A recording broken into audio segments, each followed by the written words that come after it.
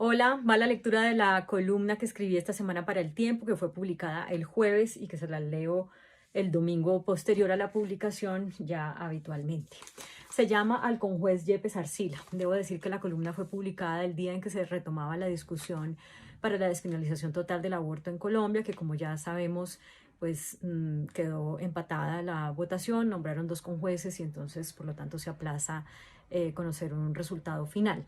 La columna, como lo ven, es para o iba dirigida al conjuez que nombraron para definir si uno de los magistrados que había solicitado impedimento, ya les voy a decir por qué se le aceptaba ese impedimento o no. El conjuez aceptó el impedimento. El conjuez es el señor Yepes Arcila, a quien iba dirigida la columna.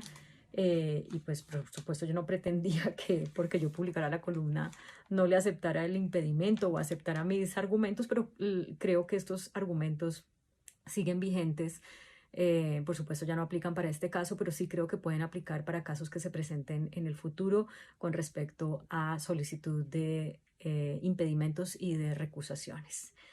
Entonces, ¿cuán oportuna para retomar el debate sobre la despenalización del aborto en Colombia resulta la decisión del Tribunal Constitucional de España emitida el 15 de diciembre respecto a las recusaciones contra dos de sus miembros?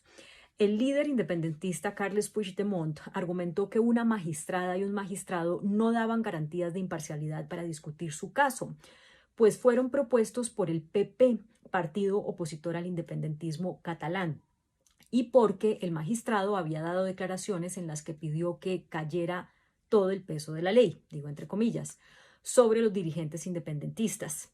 Y la magistrada había decidido anteriormente en contra de la conducta de personas sobre las que estaba teniendo que evaluar un nuevo caso ahora como miembro del Tribunal Constitucional. Los magistrados de ese tribunal dijeron, dos puntos, comillas, descarta que pueda fundarse una duda legítima de imparcialidad, sea por la exteriorización jurisdiccional de un criterio jurídico al resolver un proceso o al discrepar de lo resuelto a través de la formulación de un voto particular, sea por las manifestaciones vertidas en publicaciones académicas o en artículos de opinión antes de haber adquirido la condición de magistrado, cierro comillas. Y agregan, abro comillas, no solo el Tribunal Constitucional, sino también el resto de tribunales jurisdiccionales deben ser integrados por jueces que no tengan la mente vacía sobre los asuntos jurídicos sometidos a su consideración, cierro comillas. Fabuloso avance que rompe con prácticas que tienen un tinte solapado. Pues, ¿qué garantía es que un miembro de un tribunal no emita opiniones sobre temas sobre los que debe fallar si desde antes de ser elegido se conoce su tendencia conservadora o liberal debido a su propia trayectoria profesional? La garantía real sería que siempre haya fallado en derecho, al margen de sus legítimas posturas ideológicas, lo cual no se consigue con impedirle que comente o que opine, sino evaluando el apego de sus argumentos a la Constitución. Invito entonces al conjuez Hernando Yepes Arcila a emular la directriz del Tribunal Español frente a la decisión que hoy debe tomar sobre el impedimento presentado por el magistrado Alejandro Linares en la discusión de la demanda para la despenalización total del aborto. Además, recordemos lo que dijo Linares en la entrevista con Semana. Abro comillas. Gente muy cercana a uno, como la mamá que le dice que es una locura despenalizar el aborto, o como los hijos que le dicen, papá, estoy de acuerdo contigo con la despenalización del aborto, o no estoy de acuerdo contigo en la despenalización del aborto. Uno no puede no escuchar a la gente. La labor más importante de un magistrado es escuchar a todo el mundo y después fallar calladamente y sin presiones como manda la Constitución. Cierro comillas. ¿Cómo puede implicar esto una falta de garantías para fallar en derecho si esa frase no es ni un concepto jurídico y ni siquiera es una opinión sobre los argumentos de las demandas? Fue un ejemplo en el marco de una entrevista sobre otro tema basado en la postura ya conocida del propio magistrado sobre el aborto, pues fue justamente él el ponente en el estudio de la demanda que pidió volver a penalizar el aborto en cualquier circunstancia.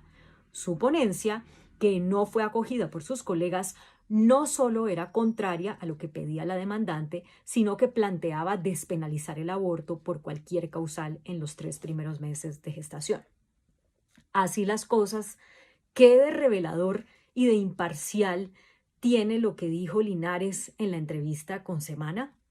Más bien, sería sospechoso que el conjuez Yepes Arcila, de conocida tendencia conservadora y devoto católico, acepte la solicitud de impedimento del magistrado Linares, desatendiendo algo que debería ser obvio, como ya lo dijo el Tribunal Español. Abro comillas, ningún juez puede ser descalificado en razón de sus ideas. Cierro comillas. Bueno, desafortunadamente, así no es como estamos en Colombia. Ese es mi punto de vista, desde luego, por eso es una columna de opinión.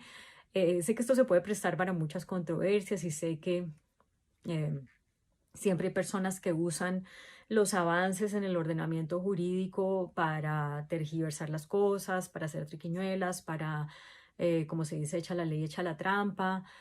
Pero la verdad creo que en este caso era muy claro que eso no era ni un concepto jurídico, ni una opinión. Pero bueno, desafortunadamente no, esa no fue la manera como se dio la discusión y entonces Linares fue apartado de la discusión sobre las 2 demandas que hay para la despenalización total del aborto y, como ya les dije, al discutir sobre las 2 demandas, la votación dio empate. ¿Cuándo vuelven a reunirse en sala plena los magistrados para hablar de este tema? Todavía no lo sabemos. ¿Y qué pasa? Porque esto también es algo inédito. Si una de las demandas es fallada, es desempatada en contra de la despenalización total del aborto y otra es desempatada a favor de la despenalización total del aborto, cosa que pasaría al mismo tiempo porque las 2 demandas han sido estudiadas al mismo tiempo. Eso nunca pasaba en Colombia, entonces no es claro realmente qué se sabe. Algunas personas dicen, bueno, si la que falle primero es la que va a sentar jurisprudencia. Entonces, si primero fallan digamos, en contra de la despenalización total del aborto, así sea un minuto después que discutan la otra, podrían decir, bueno, ya hay cosa juzgada. Y si primero fallan a favor de la despenalización total del aborto y la siguiente demanda la fallan, la van a estudiar, dirían, no, ya hay cosa juzgada, ya para qué estudiamos esta. ¿De qué depende cuál se estudia primero y cuál se estudia después? No parece haber una regla para eso. Pero les digo, se están estudiando conjuntamente. O sea, el primero y el después es una cosa de minutos y si se quiere de segundos. ¿Qué puede pasar con los conjueces que nombraron? Que es probable que el conjuez Henao tienda a fallar a favor de la despenalización total del aborto por su, digamos, postura liberal frente a muchos temas, y es probable que el conjuez Osa tienda a fallar a favor en contra de la despenalización Osa y a favor de la despenalización Henao. Entonces es como una cosa echada a la suerte, la verdad. Ya lo veremos y bueno, ya seguiremos encontrando otros argumentos para la discusión. Muchas gracias por escucharme. Chao.